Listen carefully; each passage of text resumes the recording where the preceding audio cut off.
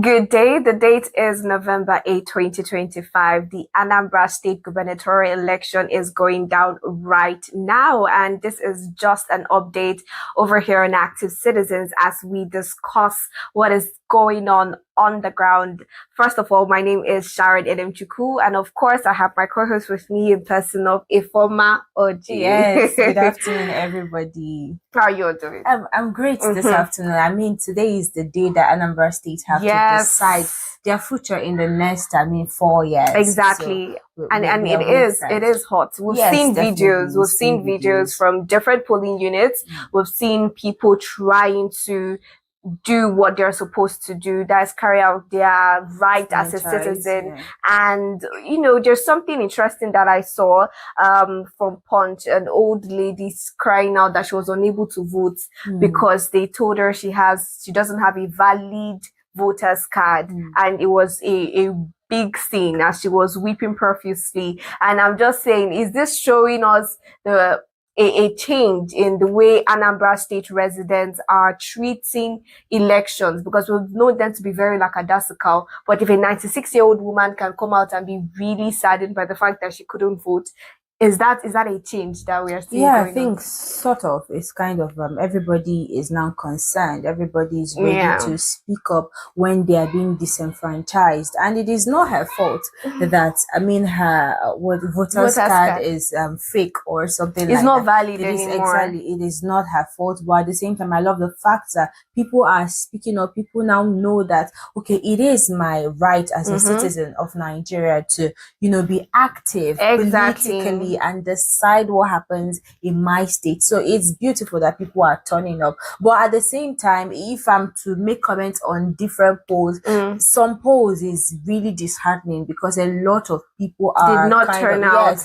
That's what I wanted to make mention of, because when you look at the videos also that have been circulating, a particular polling unit had just 40 people in that particular polling unit trying to vote, and it's really discouraging. We have over 2 million registered votes and 98.8% PVC collection according to INEC. Now, to see that the actual day we're not having as much engagement as we would want to, it's really questionable. And also we have to also give it up to Mr. Peter Obi. We know that he also has voted for the Anambra State gubernatorial elections. That just says a whole lot, saying that this is a state he once ruled, he once governed for years, and coming back again, still, carrying out his civic duties as an Anambra resident. It just speaks volume. But let's also talk about the security apparatus, the helicopters that we hear has been flying all over in Anambra State,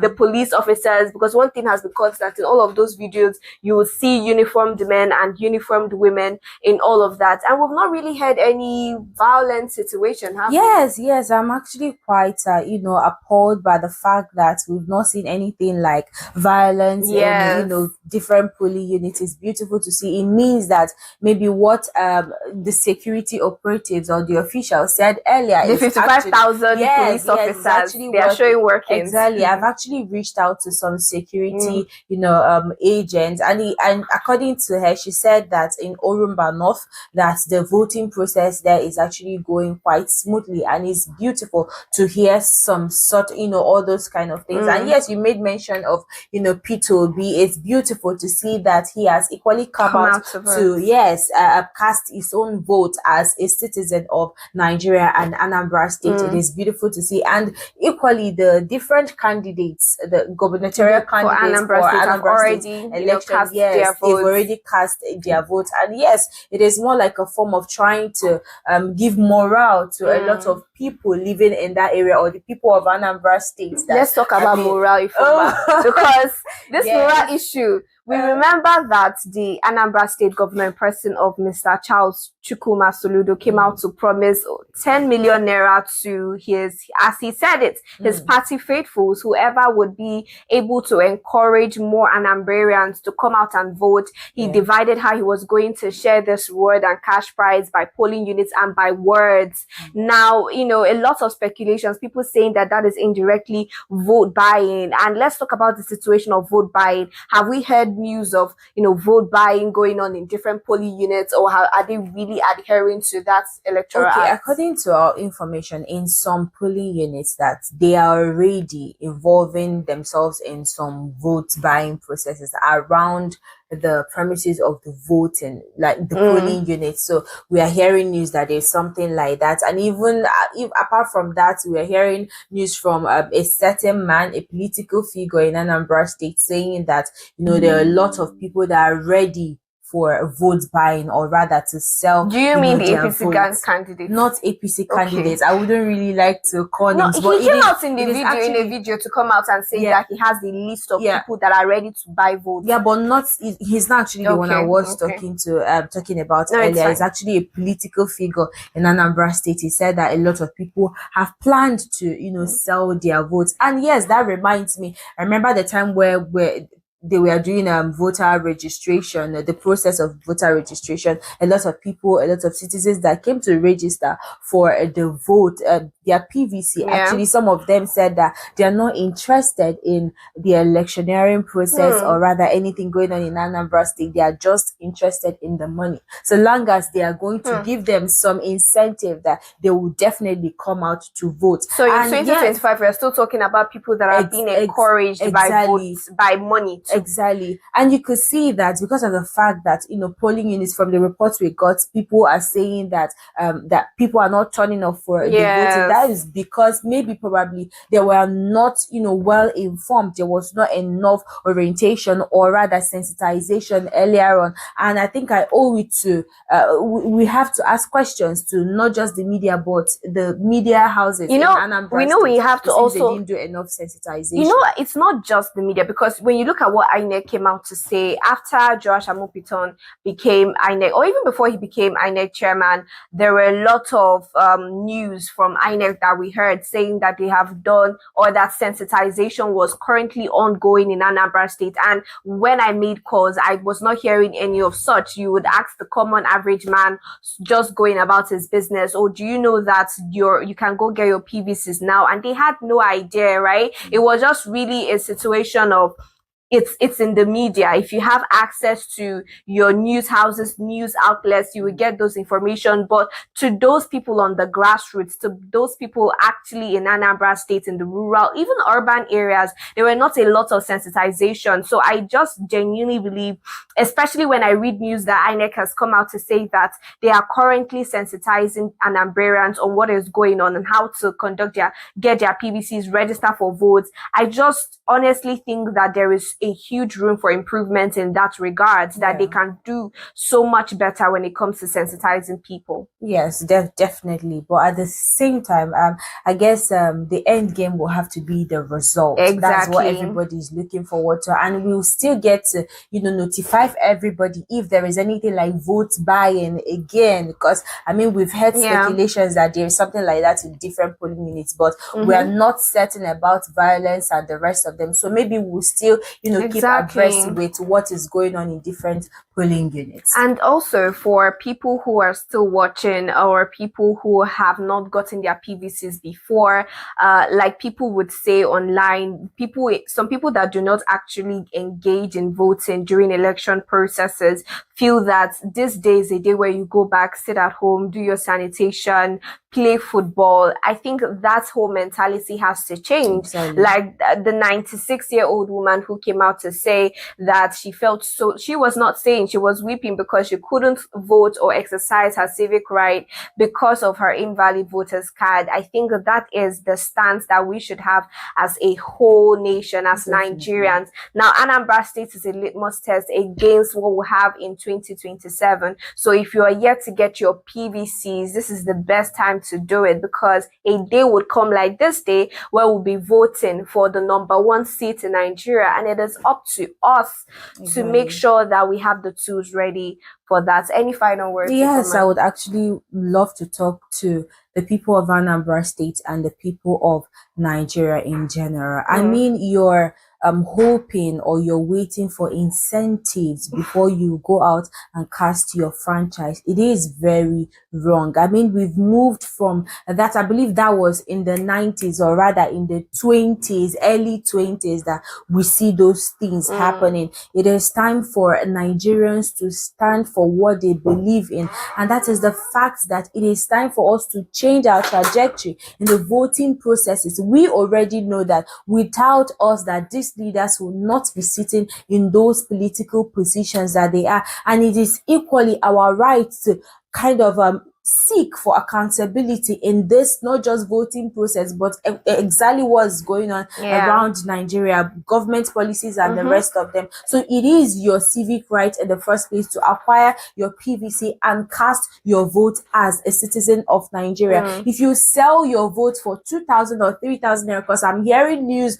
some places that they are sharing about 3,000 naira, 2,000 naira to some, voters, to encourage them to come out and vote. You don't need encouragement. It is what your children should be the people that will encourage you, because this has to do with your future. This has to do with a lot of government policies, you understand? So it is not something that you wait on the government to give you incentive or induce you before you go out to vote. It is your civic right to go and cast your vote and decide what happens in the next 4 years, or rather in the next 8 years to come. Without inducement, just to add.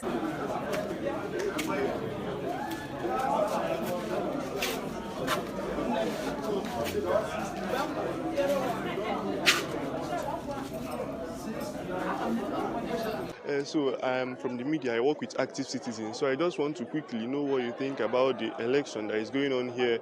The electoral process, how fast and efficient do you think it is? The security officers, let's start with, have you voted? Yeah, I've voted. So since you voted, how was your experience? How do you think it is? Firstly, the experience was quite impressive, Then the process, very fast and seamless, actually. So then the security, very tight. So far, I've been here since 7:30 a.m. So far we have been, noticing and then witnessing a peaceful and then a very tranquil environment based on security. So that I would give an accolade for. Do you suspect there is any issue of voter intimidation or even vote buying since you started here in the morning? Nothing for now. Around this my corner now, I've not seen anything like vote buying or any intimidation of any kind. Everywhere, everyone has been comporting themselves in a good manner. So that's it for now. Okay, and like you said, the election, the INEC people and the security officers, they were all here on time. They came on time. The booths, but there are three polling booths here. But my own polling booth is 004. I voted. I can see my hand now. I voted. I vote my own party of my choice, and nobody can buy me. Okay, so what's the party of your choice, sir? Apuga is my party of my choice now, because we love what our governor Soludo has been doing in Anambra State. So we want him to do more. Okay, and you are confident that since you voted, he will emerge the winner and continue doing more. Of course. He will continue from where he stopped, because the good work that has been doing in Anambra State has, speaks for itself. So we want him to continue from where he stopped. So you are just coming. Have you voted? No, I've not voted. I'm just coming. Okay, you are just coming now. But I quickly want to know, since you've been here, from what you've observed, how is everything going? How do you intend it will go by the end of the day? I think everything will go fine. When I came here, I saw the security personnel. They're here already. I saw the voters. I saw the INEC officials. I saw the accreditation going on, which shows that everything is moving smoothly. So from the look of things, I think there will be no problem here today. Okay, so you're saying everything is moving efficiently. The accreditation went very fine. There is no issue, at least for now. Okay, and then you'll be going in to vote soon. Yes. I've checked my number. I've seen my number. I've seen my name. So the next thing is to vote. Okay, and you are confident in the electoral process going on here? Yes. So far, so good. We've not seen any sign of or how do I put it? Any sign of rough play. Voter intimidation, not seen yet. Yes. All right. I'll now leave you to go and vote, and maybe by the time you are done, we'll hear from you again. Okay, no problem. Thank you very much. All right. Thank you so much. Thank you, sir. Thank you very much to those who are watching, and especially to people who have gone out, taken out their time to go and vote. Anambra is saying thank you, and future generations will say thank you as well. But of course, for us here, Ifoma, thank you. It's always been a pleasure doing this. Every and time. to you who is watching, this is Active Citizens, and we are live every Monday to Fridays. If you're joining for the first time and you haven't subscribed, please endeavor to subscribe to our YouTube channel and follow us across all social media platforms at Active Citizens. You can find me on my personal social media at Sharon Enemchuku. You can always find me on Facebook at Oji Sophia and on Instagram at Missolex. All right, so we'll come your way again next time. Do have a good day.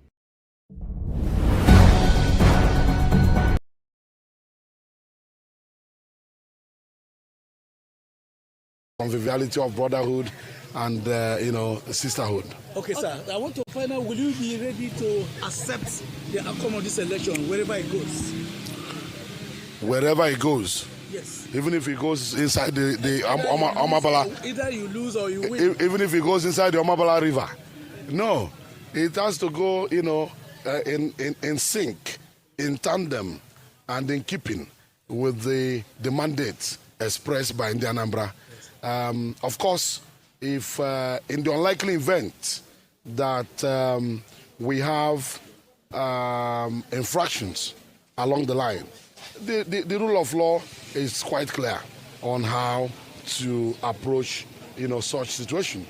As a lawyer, I'm prohibited by my profession to take laws into my hands.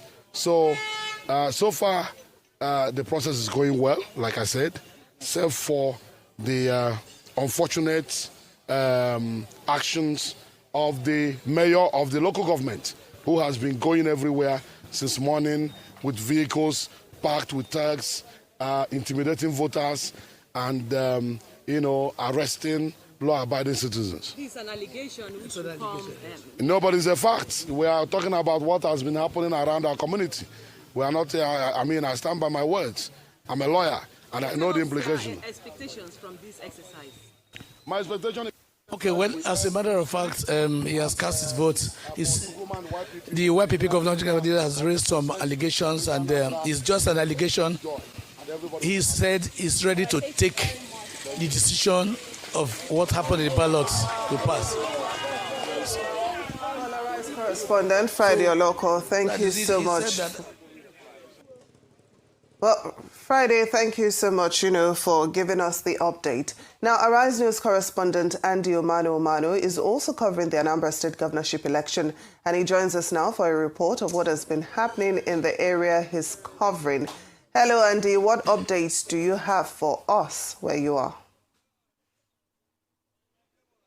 Okay, thank you so much. Good afternoon, viewers.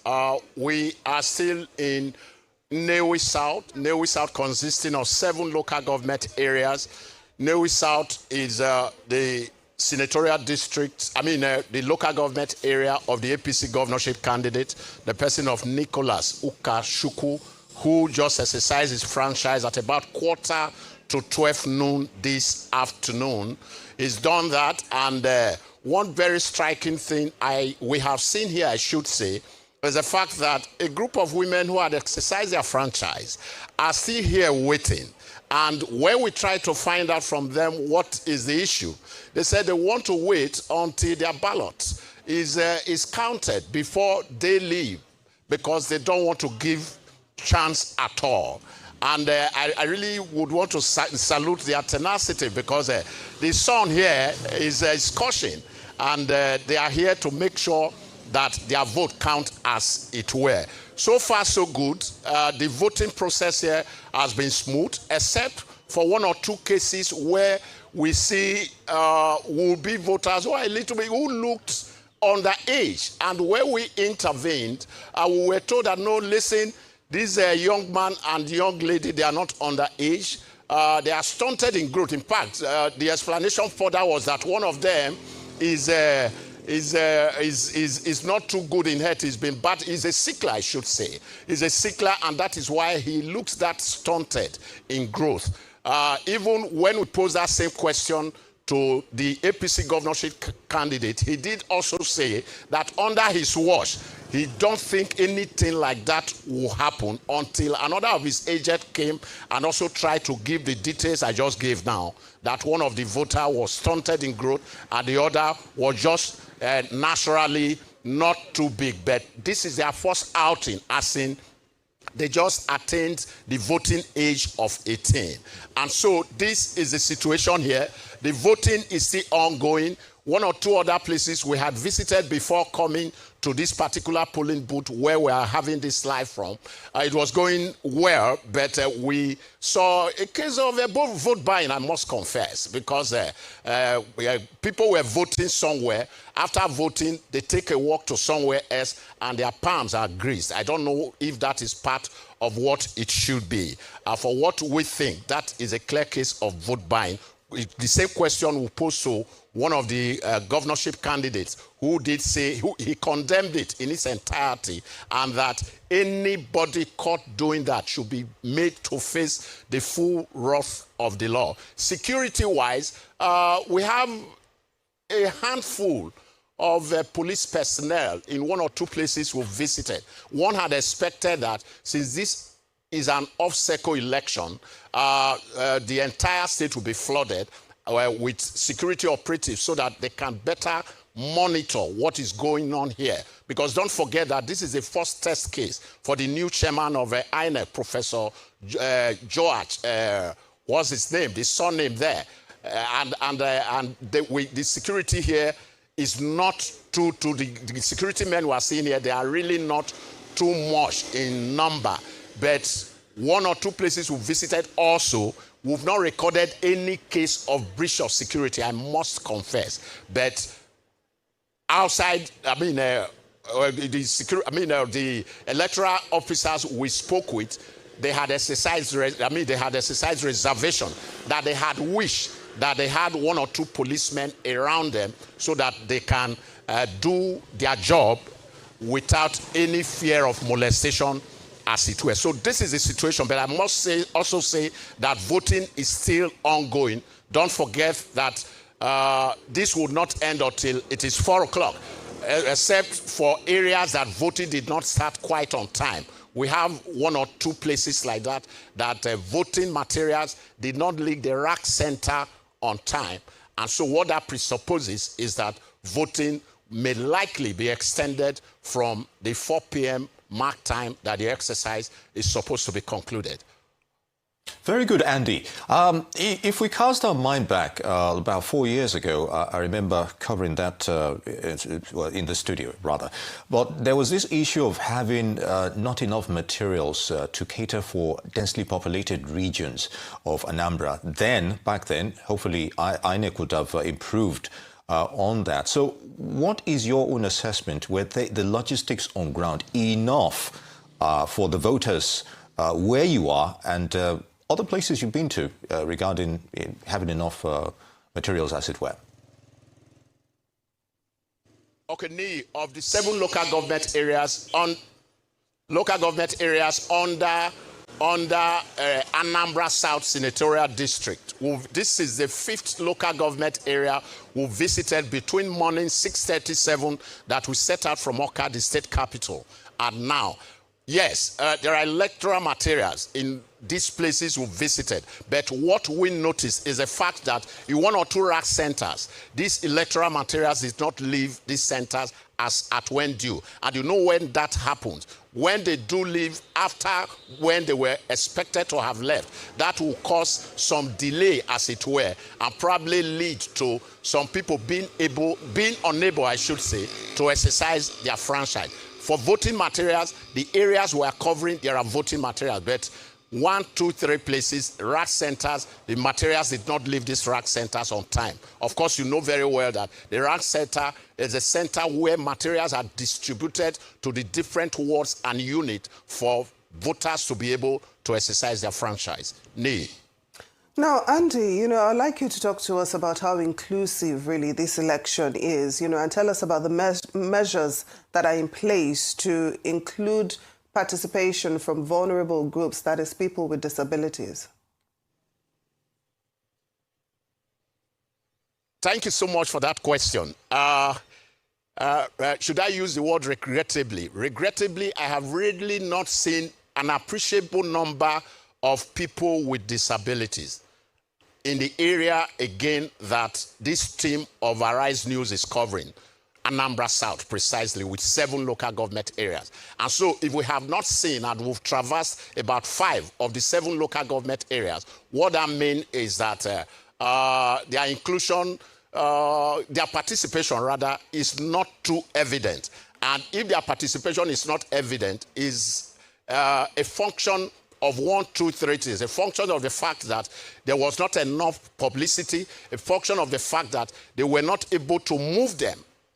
They have challenges with movement. They were not able to move them from where they are to where they were ordinarily supposed to exercise their franchise. I think going forward is something that the electoral body and all those concerned need to give serious attention, so that we don't consistently, whether in the main or off-cycle election, as we have in Anambra today, this set of very important Nigerians are disenfranchised. Remember Jake Epele, people with disabilities, and yes, people with disabilities is one person who is championing the cause of this set of Nigerians, who ordinarily are Nigerians, more Nigerians than even those who are able-bodied. Because what ties us is the fact that we all are Nigerians, and no set of people, no matter their health condition, should be discriminated against in terms of voting when it comes to elections. Indeed, Andy. And, let's cast your mind back earlier on. The reports we're getting from Anambra is that generally there seems to be some form of calm in the election so far. Why do you think that is? There's less violence, despite some agitations before the elections that, people might disrupt it for one reason or the other. But what are your thoughts? And we're seeing some kind of resolute commitment on the part of the people themselves to exercise their franchise in this election. What do you make of it? Well, thanks. I think the people are determined. The people want to elect a leader who will be able to affect them positively, who will be able to, there's a language Nigerian politicians use, push to them the dividends of democracy, whatever that means. But the people we've seen here have been on ground with this team, my team, I should say, for the past 2 days. And everybody we've had the opportunity of interacting with, the refrain has always been that they want to vote somebody who can touch Ndi Anambra.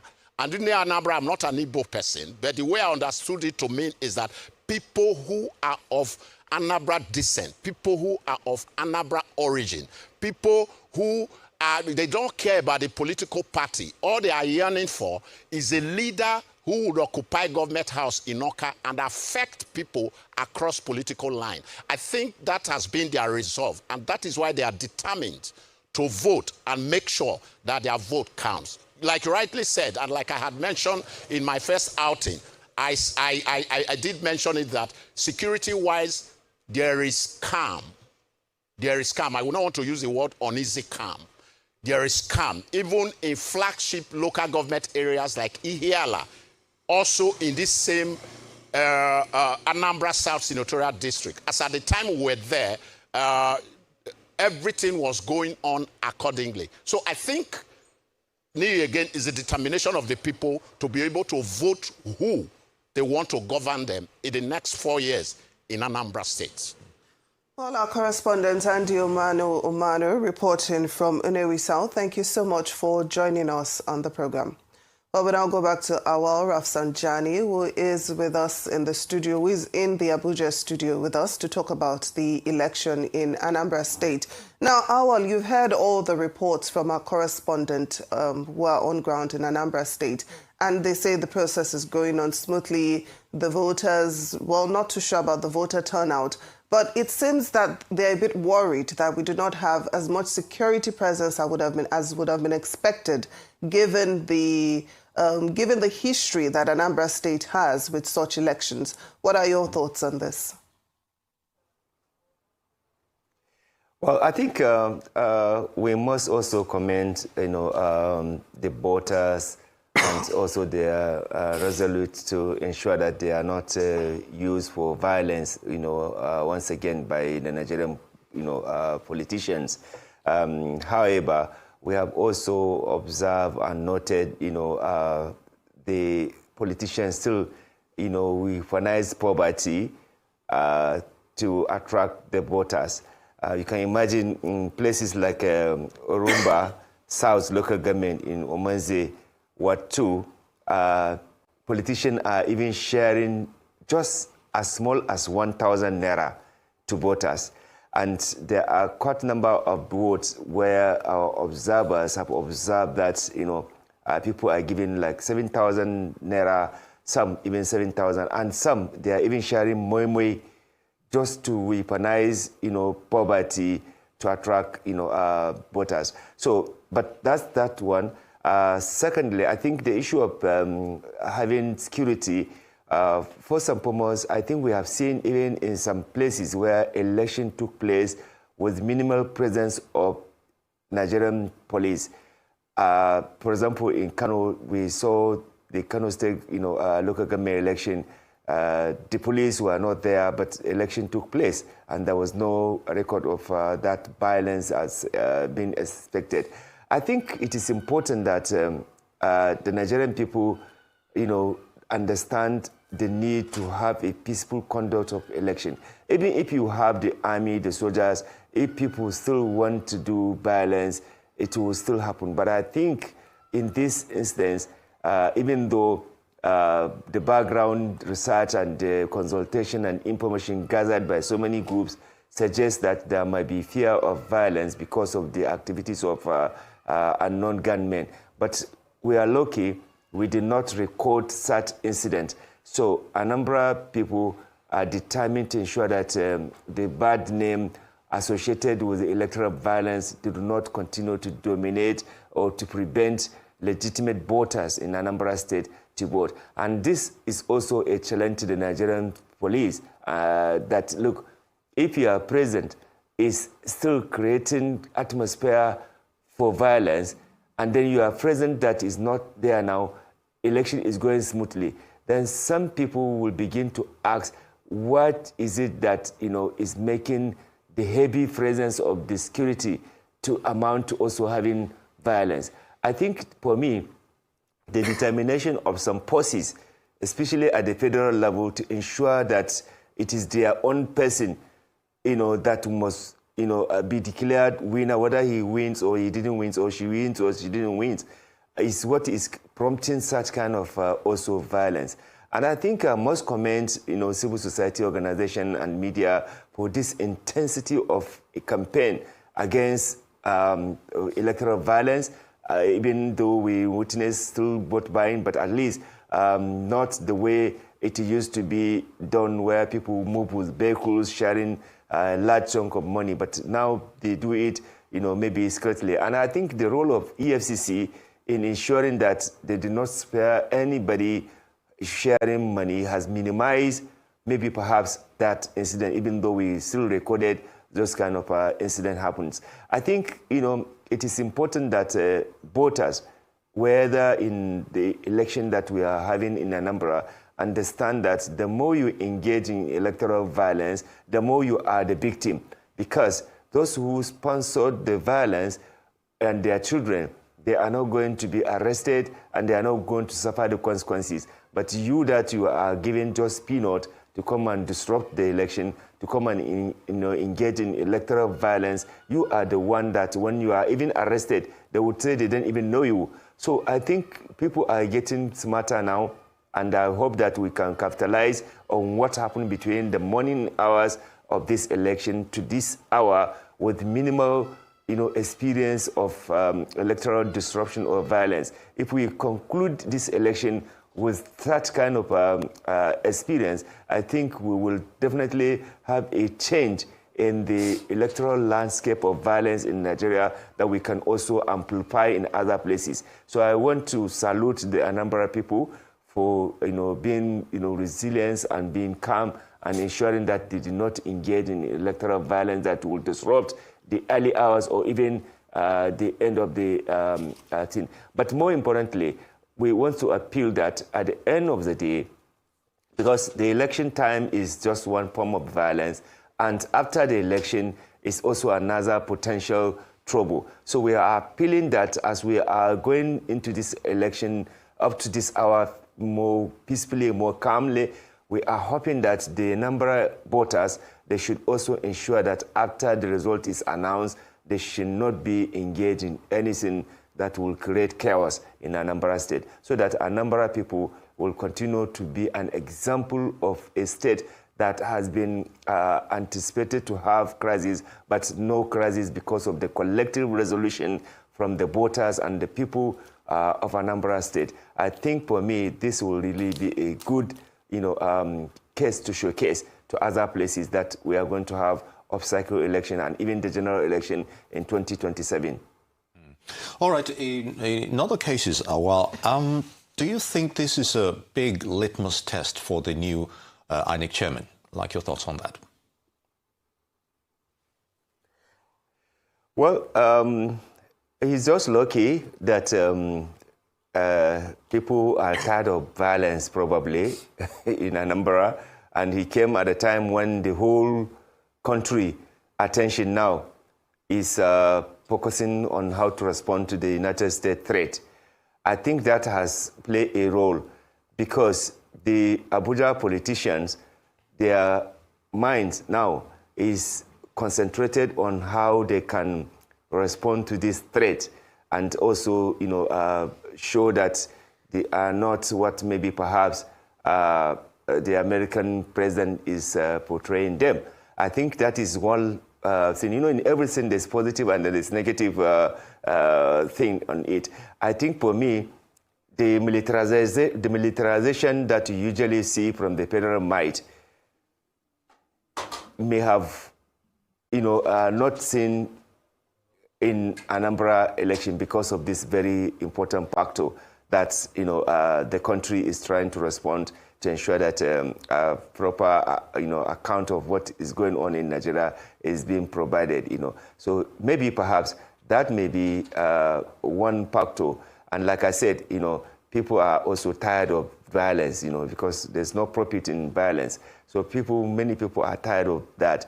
And I think, the Anambra people want to really get out of this quagmire of, tainted name of associated with electoral violence. And I think this time around they are resolved not to really allow such kind of scenario. And of course, with the tremendous work done by civil society organizations like CDD, TMG, IAGA, and so many people, Situation Room, so many people that have invested enormous resources to, engage the voters and the people in Anambra, I think for me, may have paid up, positively to what we have seen so far for now. Now, Awal, some analysts are worried that though the process seems to be going smoothly at the moment, rigging might actually take place during the collation process. So I'm just wondering if there are measures in place to safeguard the integrity of this election. So the voters have done their best, and so far for now, we appreciate the peaceful conduct and calmness.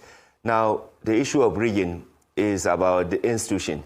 Now, if INEC official and those other, collaborators decided to betray this calmness, this peaceful atmosphere, then we should hold them, accountable for that, because the people did not announce the result. It is the INEC responsibility to ensure that they announce the result based on the fact, based on evidence, based on what has actually happened in the voting in the place. So again, it is the responsibility of the INEC to be responsive and responsible. It is the responsibility of INEC, collaborators like the police, like even the judiciary, if all of these institutions do the right thing, I am telling you, we will say bye-bye to electoral violence in this country. So it is a collective responsibility, and INEC should just not, make a mistake of doing things that will trigger people to go and do things that are not good. So if every stakeholders, the INEC, the police, the judiciary, in the event that some people have gone to court, and the political parties and the voters generally, if everyone plays his or her role responsibly, honestly, I think we will be able to, say bye-bye to all this outcome of electoral violence. Like you know very well, peaceful election on casting vote is one thing. Announcing the result and accepting the real result is another thing. And how this institution are able to do the right thing what will determine how we will be successful in the conduct of this election.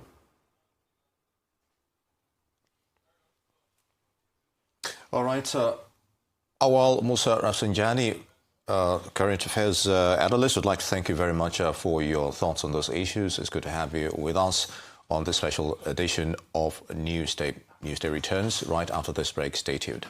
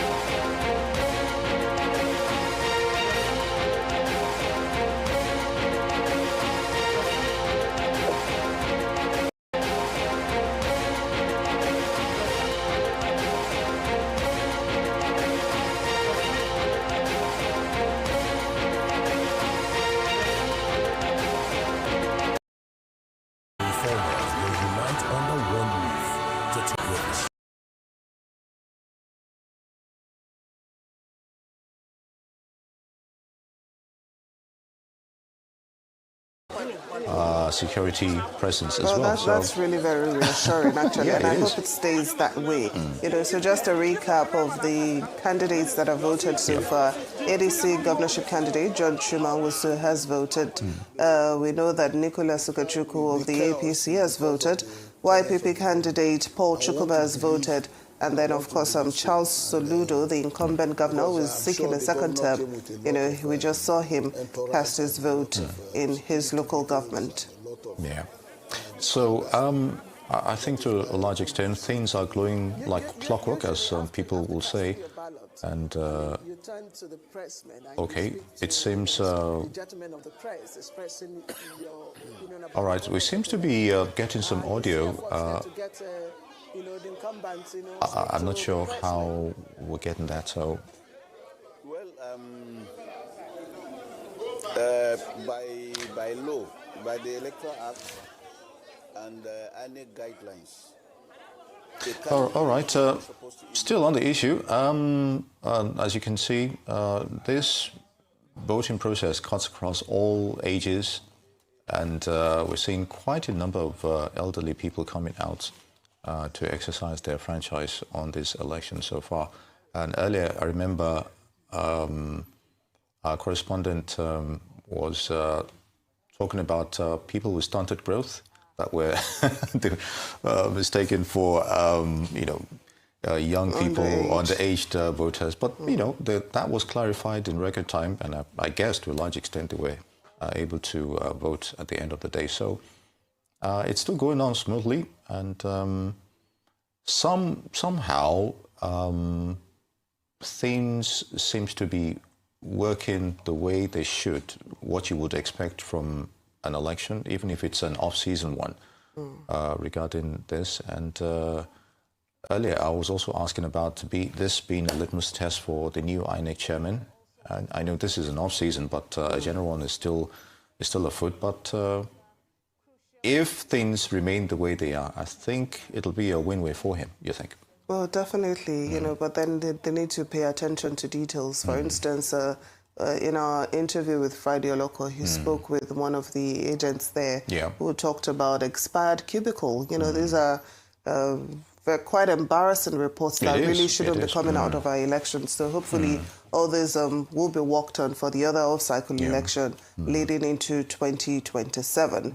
And then, of course, the issue of we've heard reports of voting materials arriving late in some areas, you know, and maybe voting might be extended, you know, in such areas.